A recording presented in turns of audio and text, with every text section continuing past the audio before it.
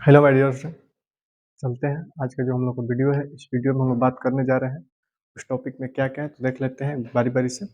हम लोग का आज का टॉपिक जो है वो इंडियन रेड क्रॉस सोसाइटी है, भारतीय तपेदिक संघ है, भारतीय बाल कल्याण परिषद है, दाई है, विश्व स्वास्थ्य संगठन है, आंतरिक पर्यावरण है, बाहरी पर्यावरण है, स्वास्थ्य संकेतक है, घटना दर है और फैलाव दर है। इन सभी टॉपिकों पर हम लोग आज बात करने वाले हैं। हम लोग बिहार एएनएम भर्ती परीक्षा की तैयारी कर रहे हैं, उसमें कम्युनिटी हेल्थ नर्सिंग की हम लोग ये टॉपिक्स हैं। तो जानेंगे कम्युनिटी हेल्थ नर्सिंग के अंतर्गत जो टॉपिक्स है ये सारे, इन सभी के बारे में हम लोग बारी-बारी से विस्तृत जानकारी लेंगे। और जैसे कि आपको बताया कि जब मॉडल सेट आए रिवीजन कराया जाएगा तो उस दौरान इससे संबंधित क्वेश्चन भी आप लोगों को बताया जाएगा। वैसे तो वीडियो में मैं कोशिश करता हूँ कि आप लोगों को ज़्यादा से ज़्यादा हेल्प मिले। तो यहाँ पर हम लोग विस्तृत जानकारी लेंगे, बाकी जब मॉडल सेट हम लोग सेट मारेंगे उस दौरान आप लोगों को विस्तृत क्वेश्चन और आंसर के बारे में भी बताया जाएगा। तो चलते हैं। आज का जो हम लोग का वीडियो है, इस वीडियो में जो पहला टॉपिक है वो है इंडियन रेड क्रॉस सोसाइटी। जानेंगे इंडियन रेड क्रॉस सोसाइटी क्या है, इसके बारे में आप लोग जानते भी होंगे। इंडियन रेड क्रॉस सोसाइटी के बारे में आप सब हल्का-फुल्का जानते भी होंगे, क्योंकि ये लगभग हर जगह पर प्रचलित है और इसके बारे में लोग जान भी गए हैं, ठीक है? तो इंडियन रेड क्रॉस सोसाइटी क्या है? यह एक प्रकार की मानवतावादी और स्वैच्छिक स्वास्थ्य एजेंसी है, ठीक है? मानवतावादी यानी मानव के कल्याण के लिए ये एजेंसी काम करती है और ये स्वैच्छिक एजेंसी है। कोई इस पर किसी का दबाव नहीं रहता, ये स्वैच्छिक अपने स्वेच्छा से अपना ये काम करता है, ठीक है? उसके बाद इसका स्थापना की यदि बात की जाए तो इसका स्थापना जो है 1990 ईस्वी में हुआ था। यानी इंडियन रेड क्रॉस सोसाइटी की स्थापना जो हुआ था, कब हुआ था? 1990 ईस्वी में इसका स्थापना की गई थी। सबसे इसका बात कर दें कि इसका लोगो क्या होता है, यानी इसका ये प्रतीक चिन्ह क्या होता है? तो इसका प्रतीक चिन्ह होता है कि किसी भी सफ़ेद पृष्ठभूमि पर, यानी सफ़ेद पृष्ठभूमि पर लाल क्रॉस यानी लाल का क्रॉस किया जाता है, उसी का इसका लोगो होता है। तो कभी-कभी परीक्षा में पूछ जाता है कि इंडियन रेड क्रॉस सोसाइटी का प्रतीक चिन्ह कैसा होता है? तो आपको लिखना पड़ेगा कि सफ़ेद पृष्ठभूमि पर लाल क्रॉस, ठीक है?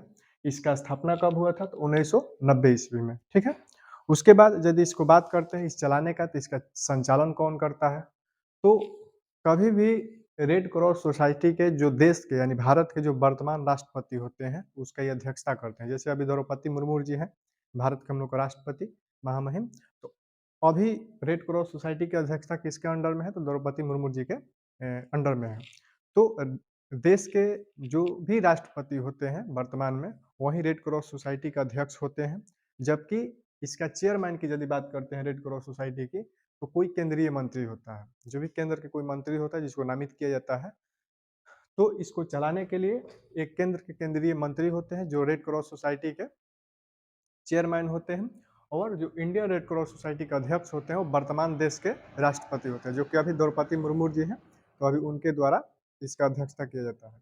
रेड क्रॉस सोसाइटी की यदि बात करते हैं कि किन किन क्षेत्रों में काम करता है, इसका काम क्या क्या रहता है, तो कभी भी हम लोग के समाज में भूकंप आ जाए, सुनामी आ जाए, बाढ़ आ जाए या किसी प्रकार की आपदा आ जाए या कोई महामारी आ जाए, जैसे अभी कोरोना आया हुआ था, बहुत सारे इस तरह के युद्ध होता है या कोई भी चीज़ की इस तरह की जब महामारी आती है, तो उस समय ज़रूरतमंद लोगों को ये क्या करता है? सहायता प्रदान करता है। जैसे कि हम लोग इसको आज देखे होंगे, किसी व्यक्ति को ब्लड की ज़रूरत पड़ती है, तो आदमी बोल देता है रेड क्रॉस सोसाइटी से मिलिए या उनके मेंबर से मिलिए, आपको ब्लड मिल जाएगा।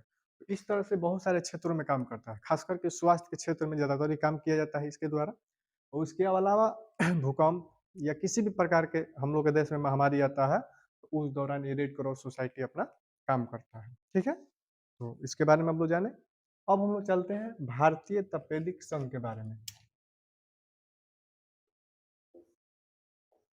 भारतीय तपेदिक संघ जानते हैं क्या होता है? भारतीय तपेदिक संघ जो होता है यह एक प्रकार का एसोसिएशन है, जो कि तपेदिक यानी ट्यूबरोकुलोसिस जो बीमारी होती है उसके ये संसाधन जुटाने का काम करता है। कहने का मतलब होता है कि भारतीय तपेदिक संघ जो होता है, यह प्रति बरस संपादित की जाने वाली गतिविधि होता है।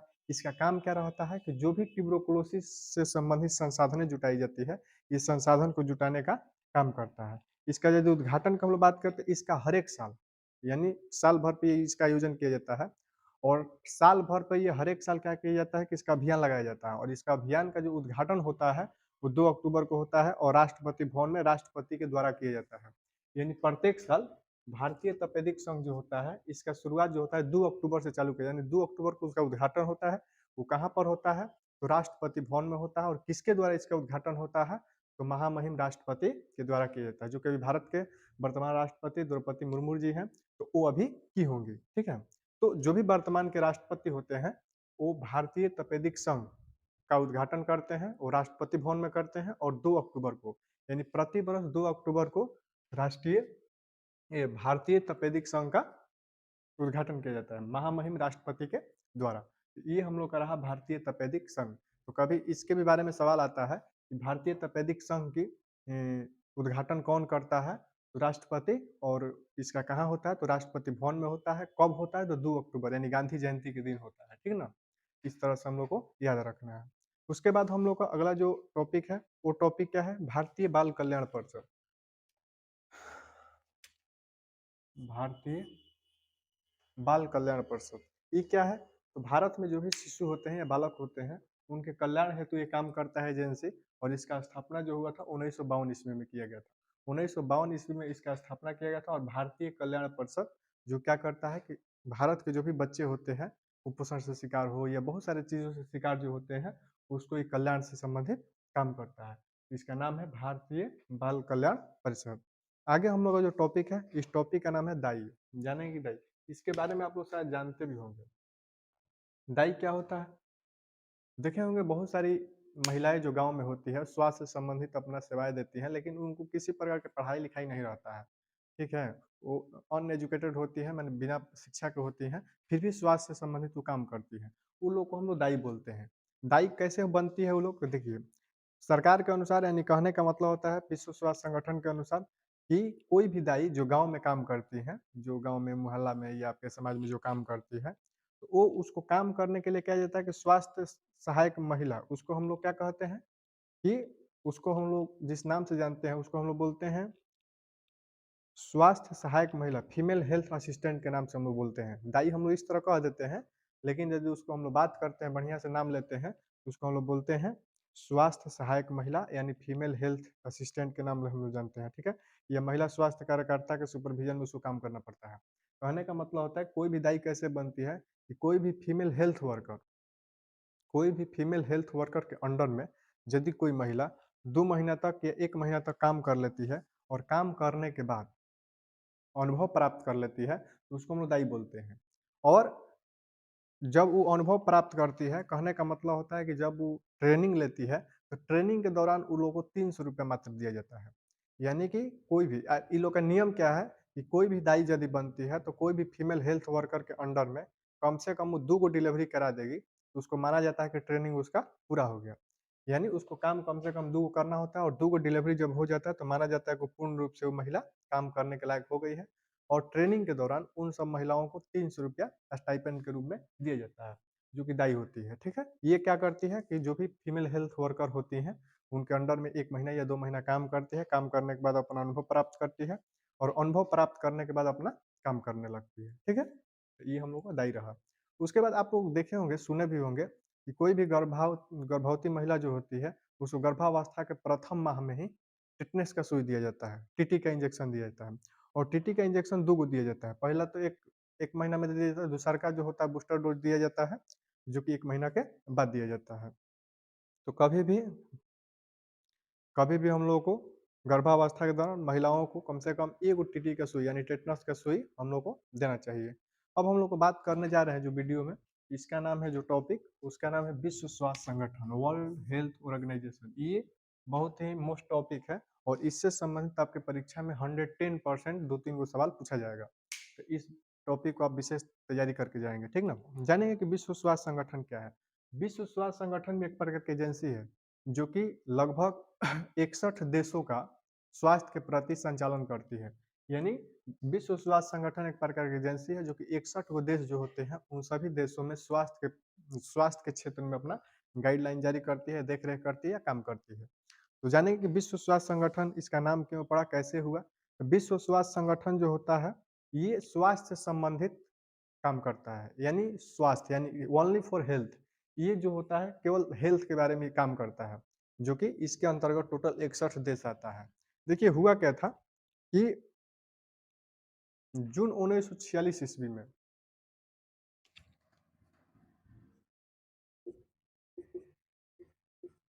जून 1946 ईस्वी में एक अंतर्राष्ट्रीय लेवल का स्वास्थ्य कॉन्फ्रेंस किया गया था। ये कहाँ किया गया था? तो न्यूयॉर्क में किया गया था। विश्व स्वास्थ्य संगठन का जो पहला कॉन्फ्रेंस किया गया था, उसका नाम था अंतर्राष्ट्रीय स्वास्थ्य कॉन्फ्रेंस, जो कि न्यूयॉर्क शहर में किया गया था।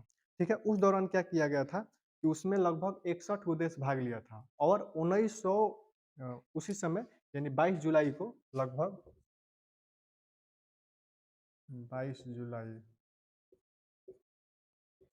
22 जुलाई 1946 ईस्वी को यानी ठीक 1 महीना लगभग 1 डेढ़ महीना के बाद ये या 1 महीना के अंदर में 1946 जून 1946 ईस्वी में न्यूयॉर्क शहर में अंतर्राष्ट्रीय अंतर्राष्ट्रीय स्वास्थ्य कॉन्फ्रेंस का आयोजन किया गया था, जिसमें 61 गो देश भाग लिया था। 61 गो देश क्या लिया था? भाग लिया था और 61 देश ने यह आपस में चर्चा करके बात को किया कि स्वास्थ्य की परिभाषा क्या दिया जाए, क्योंकि पहले के जो स्वास्थ्य की परिभाषाएं होती थी वो अलग अलग होती थी। कुछ लोगों का कहना था कि स्वास्थ्य जो होता है ये सिर्फ डाइन टोना से होता है, मंत्र से होता है। बहुत सारे लोगों का कहना था कि नहीं, स्वास्थ्य जो होता है सूक्ष्म जीवों की वजह से होता है।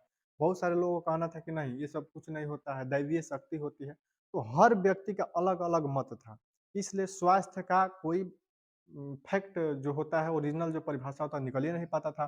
तब जाके 19 जून 1946 ईस्वी में न्यूयॉर्क शहर में 61 गो देश को बुलाया गया और बुलाने के बाद 22 जुलाई 1946 ईस्वी को एक स्वास्थ्य का परिभाषा दिया गया सब लोगों को संयुक्त रूप से। और उसमें क्या कहा गया? उसमें ये कहा गया कि स्वास्थ्य किसे कहते हैं, यानी स्वास्थ्य की परिभाषा क्या है? तो इसमें यही बोला गया था कि स्वास्थ्य शारीरिक, मानसिक, आध्यात्मिक और सामाजिक रूप से संतुष्टि के अलावा आपके शरीर में किसी प्रकार की बीमारी न हो, उसी को स्वास्थ्य कहा जाता है। यानी कहने का मतलब कि पहले के लोग कहते थे कि शरीर में कोई प्रकार की बीमारी नहीं है तो आप बीमार नहीं है, लेकिन स्वास्थ्य विश्व स्वास्थ्य संगठन इस चीज को नहीं माना। वो कहा कि आपके शरीर में केवल बीमारी न होने से ही आप बीमार नहीं है। हो सकता है कि आप मानसिक रूप से बीमार हो, जो दिखाई नहीं दे रहा है। हो सकता है आप सामाजिक रूप से बीमार हो, जो दिखाई नहीं देता है, ना अनुभव होता है ना? तो विश्व स्वास्थ्य संगठन ने क्या कहा? विश्व स्वास्थ्य संगठन ने यही बोला कि स्वास्थ्य किसे कहते हैं? तो शारीरिक, मानसिक, सामाजिक रूप से तंदुरुस्त होने की स्थिति है। केवल बीमारी या अपंगता की अनुपस्थिति ही नहीं। यानी ये जरूरी नहीं कि आपके शरीर में कोई तरह का रोग नहीं है या आपका पैर टूटा-वूटा नहीं है तो बीमार नहीं है। हो सकता है कि मेंटली रूप से बीमार होंगे, सामाजिक रूप से बीमार होंगे, हो सकता है ना? तो इस तरह से विश्व स्वास्थ्य संगठन ने अपनी परिभाषा दिया और इस परिभाषा को 61 देशों ने माना, जिसमें भारत भी है। और उसी समय से इसका हम लोग को जो होता है, वो विश्व स्वास्थ्य संगठन बोलने लगा। और विश्व स्वास्थ्य संगठन जो होता है, अलग-अलग देश इसका हर समय पर अध्यक्षता करता है। कभी भारत करता है, कभी अमेरिका करता है, माने इस तरह के जो भी 61 देश आते हैं, सभी देशों ने बारी-बारी से इसका अध्यक्षता करते हैं।